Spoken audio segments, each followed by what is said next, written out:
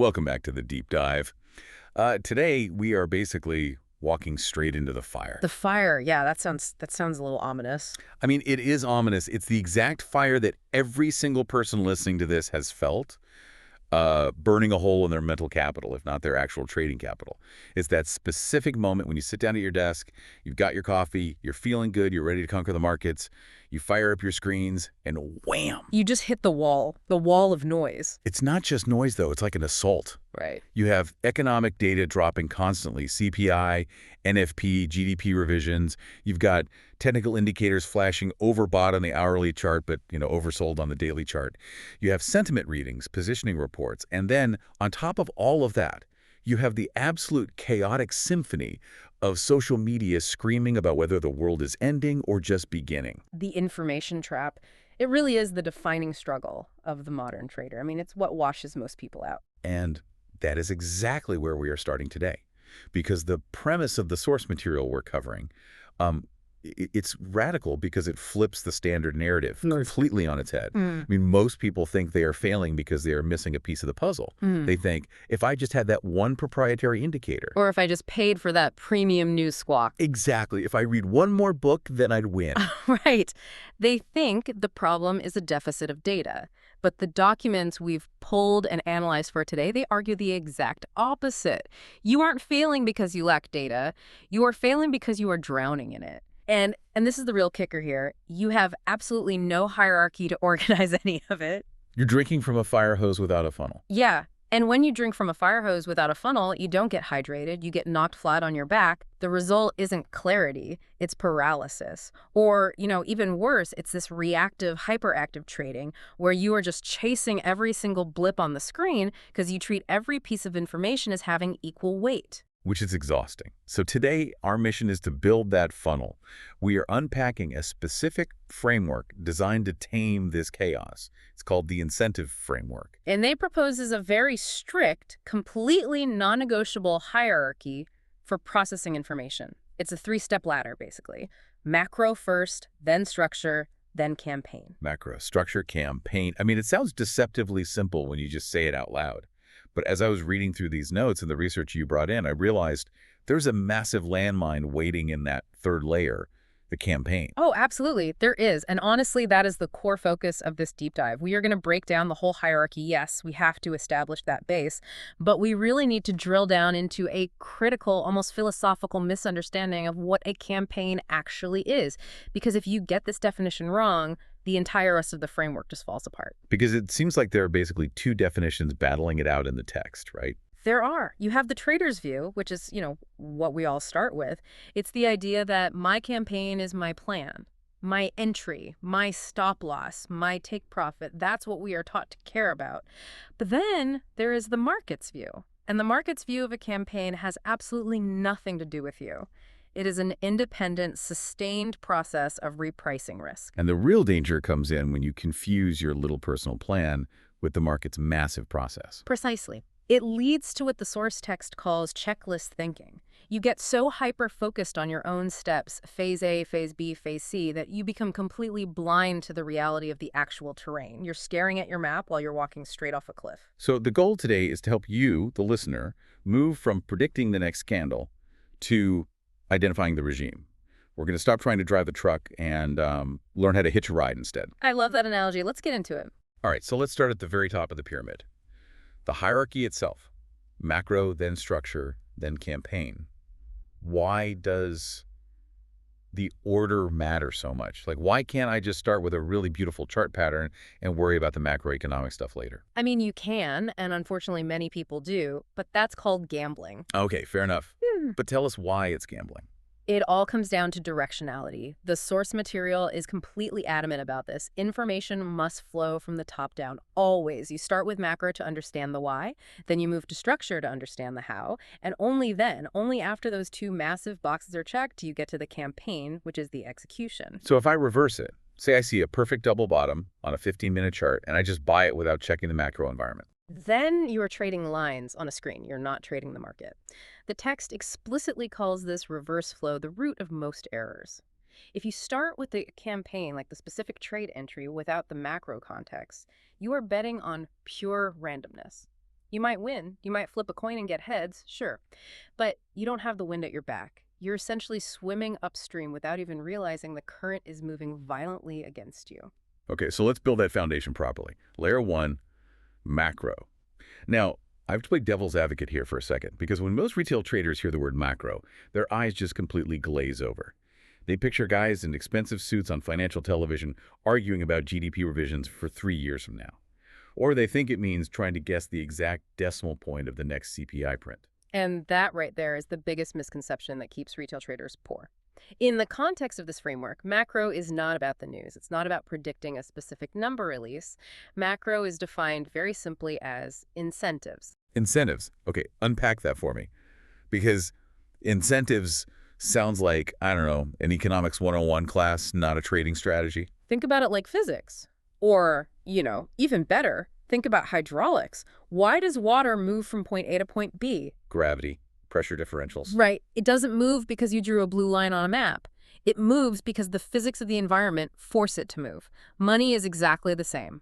It doesn't move because of a wedge pattern on your chart. It moves because holding one asset or currency becomes structurally more attractive, more incentivized than holding another. So we are really talking to the deep drivers here. Interest rates, mostly. Primarily, yes. Interest rate differentials, liquidity conditions, inflation dynamics, global capital flows. These are the deep, slow-moving currents. Think about it. If central bank A is raising interest rates to 5% to fight off inflation, and central bank B is cutting rates down to 0 to stimulate their struggling economy, what is the clear incentive for capital? Well, the money's going to leave Bank B and rush over to Bank A to capture that yield. Exactly. And that creates a massive, persistent incentive for capital flow. That is macro. It's not a flashy headline. It's a physical force in the market, a tidal force. So the output of this kind of macro analysis isn't something simple like, oh, buy at 100. No, not at all. The output of macro analysis answers the most fundamental question that most traders completely skip over. And that question is, should this market be traded at all? Wow, that's a powerful filter. Because most people sit down at their desk every morning asking, what should I trade today? They're effectively forcing the action before they even look at the board. But you're saying macro might just tell you to sit on your hands. Or it tells you to attack aggressively. Macro gives you 3 very specific things according to the framework. First, a directional bias. Is the macro wind blowing north or south? Second, a time horizon. Is this going to be a short-term tactical play because of a temporary data imbalance? Or is this a multi-month, multi-year trend driven by those deep capital flows we just talked about? And the third. The third is the risk environment. This one, yes. Because you can't trade inflation. You can't put a buy order on GDP. You have to buy a specific instrument at a specific price. Structure is the mechanical mechanism through which those big macro forces actually express themselves in the real world. But the text makes a very sharp, very deliberate distinction here. It says, structure is not about patterns. It is about behavior. What is the difference there? Because to me, a head and shoulders pattern looks an awful lot like structure. That's the astrology approach to trading. Astrology. Yeah, looking for shapes in the clouds. Oh, that looks like a dragon, so price must be going up. Structure, at least in this framework, is about mechanics. It's asking, how exactly is the auction taking place right now? Give me a concrete example of that. Behavior versus pattern. Okay, sure. A pattern hunter sees price hit a level and bounce. They say, aha, double bottom support, I'm going to buy. But a structure trader looks at how it hit that level. Did price accelerate into the low with panic? Did volume explode? When it finally tried to bounce, was the pullback absorbed aggressively by limit orders, or did it just sort of drift up because nobody was bothering to sell? So you're looking at the aggression, the intent behind the move. You are looking for things like absorption and expansion. Is price compressing and building up potential energy? When there's a pullback, is it being rejected immediately by big buyers? If you have a macro thesis that says price should go up, structure is where you go to verify if the big participants, the institutions, the whales, are actually positioning their money that way. So structure is basically validating the macro theory. Ideally, yes. Because a macro view without structural proof is just an opinion. It's an academic theory. You might be right in 12 months, but you're wrong today, and you're going to lose money today. Structure provides the hard evidence. If you think rates are driving the dollar up, but the market structure is showing distribution, weakness, and a total inability to hold higher prices. My timing is wrong. Or my whole thesis is wrong. Exactly. And you step aside. You don't blindly fight the structure just because you really like your macro theory. Got it. Okay, so macro says there is a fundamental incentive to move. Structure says the market is actually acting on that incentive right now.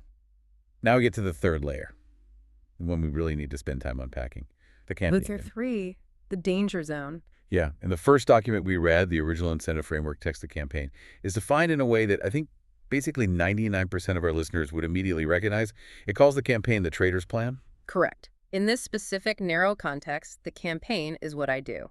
It's the deliberate engagement with the market. It's not just taking a random pot shot. It represents a structured strategy for consistency.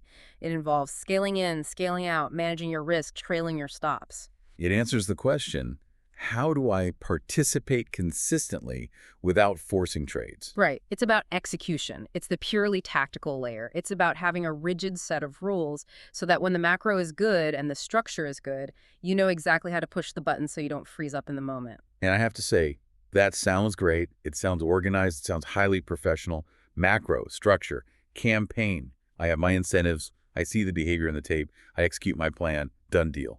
So why did you say this is a trap? Because if you stop your understanding right there, you fall into the trap of thinking your campaign is the market's reality. Right.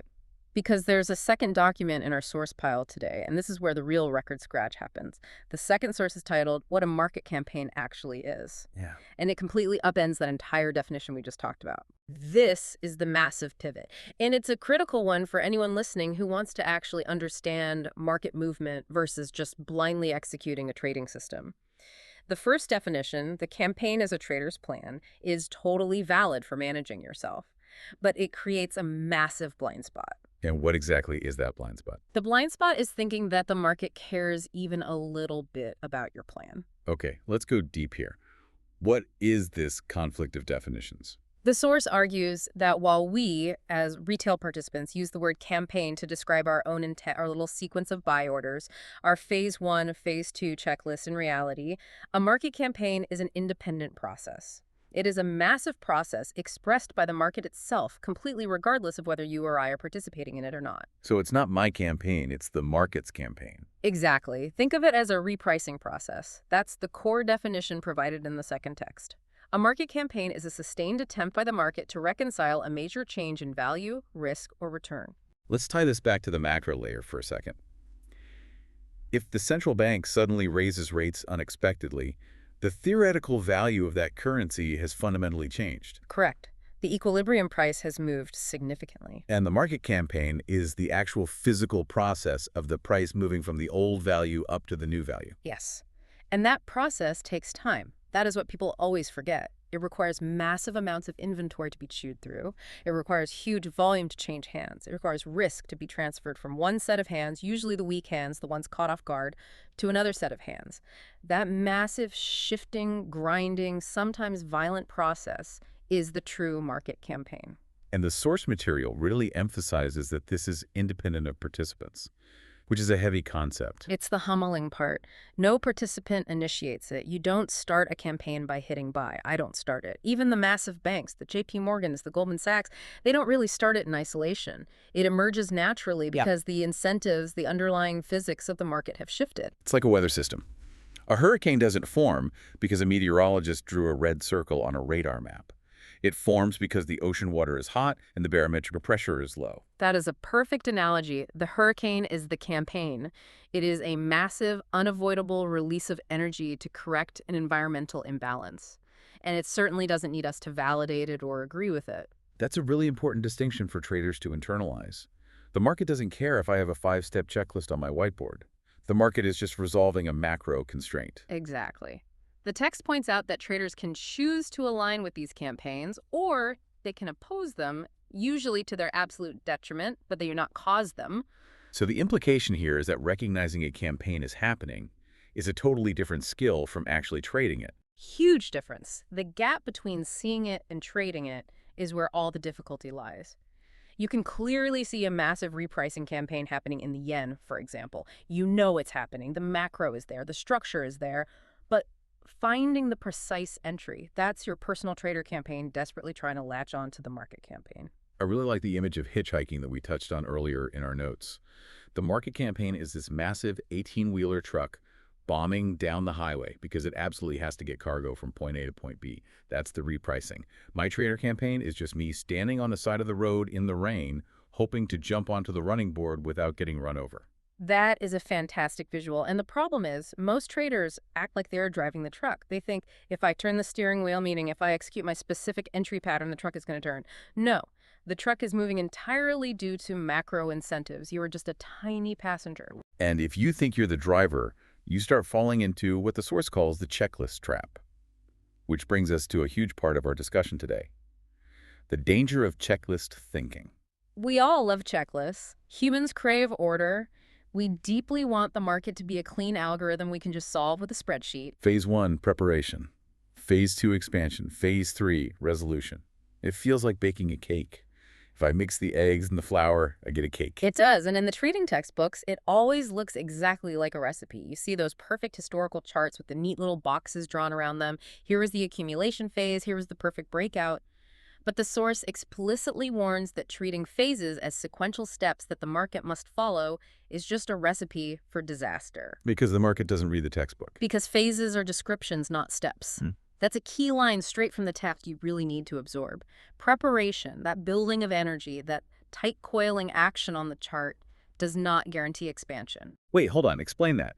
If the market is coiling tightly, building up all this energy in a range, doesn't it have to release it eventually? It has to release it eventually, yes, but it doesn't have to release it in the direction you want or even in the clean way you expect. Yeah. You can have a market coil up, look absolutely primed to explode higher. And then the macro shifts. A random piece of news drops. The incentive just disappears. Exactly, and the coil just dissolves, or it violently breaks the other way, or it just widens out into a massive, sloppy, untradeable range. The text says it clearly. Campaigns can pause, they can regress, they can overlap, they can abort entirely. Abort. Man, that's a scary word for a trader holding a highly leveraged position. But it's the reality of the business. If you're operating with a strict checklist mentality, you're projecting your own rigid expectations onto the market. You're sitting there saying, okay, we had preparation, so now we must have expansion. And you bet the house on the expansion happening right now. And the market turns around and says, actually, liquidity just dried up because it's a holiday week in Europe, so I'm going to chop sideways for 5 days instead. Precisely. And you get stopped out 1,000 times trying to force the expansion step that simply isn't happening yet. There's another major distinction in this section that I found really helpful, specifically regarding trends versus campaigns. Because I think, honestly, I use those two words interchangeably. Like, the trend is up, the campaign is bullish. It's the same thing, right? Not according to this deep dive. And the distinction is subtle, but it's absolutely vital. A trend basically just describes direction. Is the line on the screen going up or down? A campaign describes a process, specifically, a repricing process driven by fundamentals. Give me an example of how those separate in real time. How can you have one without the other? Okay, let's look at it. You can easily have a trend without a campaign. Think of a short-term shock. Maybe some geopolitical news hits the wire, a rumor of an escalation somewhere. Liquidity instantly disappears from the order book, algorithmic traders panic, and price spikes up 5% in a single hour. I mean, that's definitely a trend. The line is going up vertically. It's highly directional, yes, but is it a broad, structural repricing of value based on deep incentives? Is massive inventory actually being exchanged between real institutions? Are they shifting their long-term portfolios? Probably not. It's just a temporary imbalance. It's highly likely to completely revert as soon as the rumor is debunked. So it's noise, really expensive noise if you get caught on the wrong side of it. It's noise with direction. But here's the much more dangerous scenario. A campaign can persist straight through counter-trend movement. Oh yeah, that's the one that absolutely kills people, the shakeouts. Right. Let's say there is a massive multi-month market campaign to reprice crude oil higher because of a real structural supply shortage globally. That is the underlying process. The truck is driving north, but along the way, price violently drops 10% because of, I don't know, short-term positioning or hedge funds taking profit or a temporary strength in the US dollar. So the trend on the daily chart is technically down now. The trend is broken. The moving averages cross over. The line on the chart points down. But the actual repricing process is absolutely not finished. The fundamental constraint, that short supply, hasn't been resolved at all. So the checklist trader sees the trend line break and immediately says, game over, it's a reversal, I'm shorting oil. Exactly. They exit their longs, or worse, like you said, they flip short. And then a week later, the underlying repricing process reasserts itself, the trucker gets back in gear, and the market absolutely rips to new highs without them. Because they confuse the line on the chart with the underlying reality of what the market was actually trying to achieve. Yes. A broken trend does not mean the campaign is finished. It just means the path from point A to point B wasn't a straight line, which it rarely is. This is really shifting my perspective on charting in general. It makes the chart feel less like a roadmap you follow blindly and more like a seismograph. Like it's recording the tremors on the surface, but you have to understand the massive tectonic plates shifting underneath to know if the big earthquake is actually coming. That's brilliant. The tectonic plate, that is the macro layer. Which brings us right back to the connection between all these layers. We've established this independent market campaign. How does understanding that help us with the macro layer? We asked, so what question early on? Let's answer it. It perfectly connects the loops. Think about it this way. Macro sets the incentives. That's the why. The market campaign is the repricing. That's the what happening over time. So the campaign is basically the physical evidence that your macro thesis is actually real. Yes. If a campaign is a repricing process, then the macro layer's entire job is simply to tell us what is being repriced and why. It grounds the theory. Because otherwise, macro is just academic fluff you read in the Wall Street Journal. Exactly. And this brings up the critical concept of the regime. The expert text heavily emphasizes that campaigns do not ever exist in isolation. They are entirely conditioned by the regime they operate in. Define regime for us in this specific context. Is that just a fancy word for bull market versus bear market? It's way more nuanced than that. A regime is the total environment defined by the macro layer. Is global liquidity abundant or is it scarce? Are central policymakers fighting inflation by tightening, or are they desperately trying to stimulate growth by loosening? Is volatility structurally high across the board, or is it suppressed? And knowing that actually changes the type of campaign we get. Dramatically. This is the key. When the macro regime shifts, let's say liquidity suddenly dries up because the Fed aggressively starts draining its balance sheet, the physical behavior of the campaign changes. A repricing process that was smooth, orderly, and trending beautifully might suddenly become incredibly volatile, spiky, and erratic. The source material explicitly mentioned that campaigns can stall or completely reverse if the structural environment changes. Right, and this is the real aha moment for your listeners. You cannot understand the market campaign, the actual move on the chart, without understanding the underlying incentive.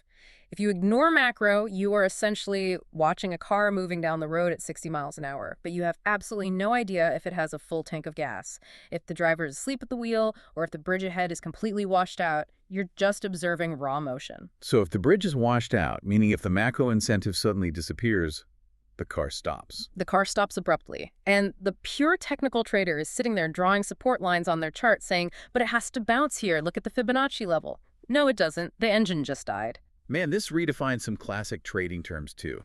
I want to touch on accumulation and distribution, because these are the absolute bread and butter of technical analysis.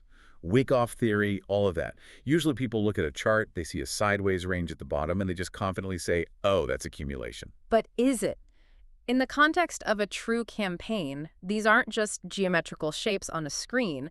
They are defined as modes of interaction. Explain that phrase, modes of interaction. Accumulation is precisely defined in the text as sustained absorption under constraint. Break that down for me. What does that actually look like in the order book? Constraint means there is active, aggressive selling pressure. People are hitting the bid. Price technically should be going down, but absorption means someone massive is stepping in and buying every single share that is being aggressively sold without letting the price drop a single tick further. So it's a heavyweight boxing match. The sellers are throwing huge punches, but the buyer is just calmly eating the punches and not moving backward. Exactly. And that is a process that requires massive amounts of capital. That is the true smart money, meticulously building a position over time. And distribution. The opposite. Sustained risk transfer. The smart money is using the artificial strength of a rally to slowly hand off their immense risk to weak hands, the retail traders who are FOMOing in late to the move. But the crucial takeaway here is neither of those things guarantees an outcome. Exactly. And this is the hardest pill for technical analysts to swallow. You can have textbook accumulation, beautiful, sustained absorption, perfect structure, and then the macro incentive unexpectedly changes overnight, the big buyers step away from the bid, and the price absolutely dumps. Accumulation failed. The text calls it aborted. Just because they absorb stock for 3 weeks doesn't mean they have the power to force a markup phase if the entire fundamental world changes around them. Which circles right back to the checklist trap. Just because you accurately identify absorption doesn't mean you must get a markup. It only makes sense when it's viewed as part of the broader macro repricing. You have to ask, is there a macro reason for them to be accumulating here? If yes, the campaign is likely valid and powerful. If no, if you see what looks like accumulation, but the macro environment is terrible, who exactly is accumulating, maybe they're just wrong. Or maybe it's just meaningless algorithmic churn. This is really heavy stuff. It thoroughly strips away that warm comfort blanket of, if A happens, then B will definitely follow. It does. It removes the illusion of certainty, but it replaces it with something far better, which is orientation. Let's talk about that because we are in the final stretch here, practical application. We can't just leave our listeners with this nihilistic idea that everything is impossibly complex and nothing works. How do we execute with actual intent using this knowledge? How do we sit down and trade this tomorrow morning? The shift has to be mental first. We move entirely from asking, where will price go tomorrow, which is an exercise in prediction, to asking, what is the market actively inviting me to do right now, which is orientation. What is the market inviting me to do? I really like that phrasing. It sounds a lot less aggressive, less combat-oriented. It's receptive. Campaigns provide orientation. They tell you exactly where you are in the cycle of repricing. Are we early in the process? Are we late and extended? Is the repricing starting to stall out? You aren't trying to guess where the daily candle closes tomorrow. You are trying to determine if you are structurally aligned with the flow of value. So, practically speaking, on a Tuesday morning, how do we combine these two definitions of campaign? We have the market campaign, the big fundamental process, and we have the trader campaign, my personal execution plan. You nest them. You carefully manage your trader's campaign completely inside the framework of the market's campaign. Walk me through those steps. Using the incentive framework, I'm sitting at my desk, screens are on. What is step one? Step one, macro. Look at the deep incentives. Is there a fundamental incentive for repricing right now? Is there a valid mathematical reason for this specific market to move from 100 up to 120? Okay, so I check the rate differentials, I check the liquidity flows. Yes, there is a clear incentive. Check. Step two, structure. Is the repricing actually physically happening on the tape? Is there a market campaign clearly underway? Do we see real absorption? Do we see aggressive expansion? Or is the market just completely ignoring the macro data? Check. We see the truck moving. We see clear higher lows being formed. We see aggressive volume coming in on the up moves. Structure validates the macro. Step three, trader campaign. Now and only now, do you open up your technical toolbox? How do I engage with this process? This is where your personal plan comes in. Where is my hard risk? Where exactly do I scale in? Do I buy a pullback to a moving average or do I buy the clean breakout? So I'm not using my personal plan to predict what the market will do. Yeah. I'm using my plan purely to manage my own exposure to the market's ongoing process. Precisely. You are just managing your ride on the side of the truck. You aren't driving it. And importantly, you're constantly keeping an eye on the driver, the macro, to make absolutely sure he doesn't fall asleep at the wheel. And this inevitably brings up the million-dollar question. What happens when it goes wrong? Dealing with failure. Because even with this perfect three-layer framework, you are going to take losses. The source material is actually very comforting here, strangely enough. It states clearly that campaigns stall or abort. This isn't some rare anomaly you have to fear. It's entirely integral to how markets function. It's not a bug. It's a feature. Right. If you view a campaign as a rigid checklist or some kind of promise the market made to you, then a failed trade feels like a deep personal failure. You sit there thinking, I read the chart wrong, I'm an idiot, I can't do this. My system is completely broken. I need to go buy a new course. Exactly. But if you view it as an objective process, a stalled campaign just means environmental conditions changed. Maybe the macro incentive just evaporated overnight. Maybe the central bank stepped in. Maybe the liquidity regime shifted without warning. So your risk management becomes contextual rather than deeply emotional. Exactly. You look at it and say, the campaign aborted because the repricing process failed to attract enough inventory. Okay. I take my predefined loss. I step back. I calmly reevaluate the macro layer. I don't spiral into a pit of self-doubt. That is incredibly freeing. It takes the ego completely out of the trade. Yeah. You're just a scientist observing a phenomenon. Sometimes the phenomenon completes its cycle, sometimes it gets interrupted. And that really is the true essence of professional trading. It's not about being magically right about the future. It's simply about being aligned with the present reality of the repricing process. So let's wrap this up. We've covered a massive amount of ground today. We started with the overwhelming burning noise of the information trap. And we offered the structural solution, the hierarchy: macro, then structure, then campaign. We learned that macro isn't just reading news headlines. It's defining the incentives. Structure isn't about memorizing chart patterns. It's about reading behavior. And most importantly for today's focus, we distinguished between the two types of campaigns. You can't confuse your personal plan, the trader campaign, with the independent process, the market campaign. Your plan is yours. The process belongs entirely to the market. We also thoroughly smashed the checklist mentality. Phases like preparation and expansion are just descriptions of what can happen, not a rigid schedule of what must happen. And finally, we saw that macro fundamentally defines the regime that allows the repricing campaign to exist in the first place. You simply can't separate them. Everything connects top-down. You can't just isolate and trade one layer. It really does. It makes you look at a raw chart entirely differently. Instead of just looking for a familiar shape to trade, I'm looking for a story, a fundamental story of value changing hands. That's the ultimate goal, Yep. to see the ongoing narrative of value, not just the historical record of price. I want to leave our listeners with one final provocative thought. You mentioned something earlier about hitchhiking, and I think the source had a really brilliant way of framing this that ties it all together. It did. We constantly use this language of playing the market. The wording itself implies a game. It implies that we are opponents or that we are key players on a field. Like chess, it's me versus the market maker. Exactly. But if a true market campaign is this massive, entirely independent repricing process, this hurricane, this 18-wheeler truck that ignores us completely, we aren't players at all. We are essentially just hitchhikers. Hitchhikers. The market is going somewhere, with or without your little order size. It has a final destination completely determined by deep macro incentives. So the question you need to ask isn't, how do I drive this car? The question is, do I understand the destination well enough to risk getting in? And I suppose, do I know when to jump out before it drives straight off a cliff? Yeah, that too. Knowing when the final destination has changed is just as critically important as knowing when the journey starts. That is a fantastic place to leave it. Stop trying to drive the market. Figure out where it's fundamentally going and just thumb a ride. Thanks for listening to this deep dive into the incentive framework and the reality of market campaigns. Take these concepts, apply them to your charts, and we'll see you in the next one. Safe trading, everyone.